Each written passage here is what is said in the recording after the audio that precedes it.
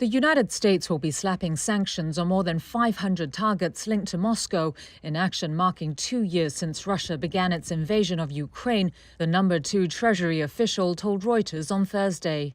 It's part of a coordinated Western effort to pile pressure on the Kremlin, with Britain also announcing new sanctions on Thursday and the European Union the day before. In an interview with Reuters, Deputy U.S. Treasury Secretary Wally Adeyemo explained what the sanctions, coming on Friday, aim to do. Making sure that Russia can't get access to the goods they need to build the weapons that they want, and also taking responsibility for slowing down Russia's access to the revenues they need to prop up their economy, but also to build the weapons that they want going forward. These sanctions will be targeted at the military-industrialized complex in Russia, but also in third countries, those companies that help facilitate Russia's access to the goods that they want.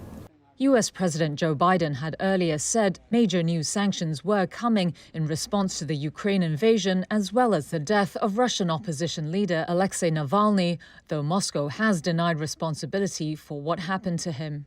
Biden met with Navalny's widow Yulia Navalnaya and their daughter on Thursday.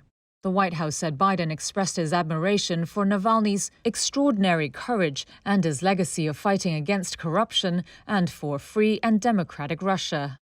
Meanwhile, the fresh penalties Britain announced take aim at 50 individuals and entities linked to the Russian weapons industry and sources of revenue in the metals, diamonds, and energy industries. Among them are 3 electronics companies in China. The Chinese embassy in London responded with a statement saying, quote, "Any action that undermines China's interests will be resolutely countered by the Chinese side." The new rounds of sanctions add to the thousands already targeting Moscow after it began its invasion of Ukraine on February the 24th, 2022, which has so far left tens of thousands of people dead and reduced cities to rubble.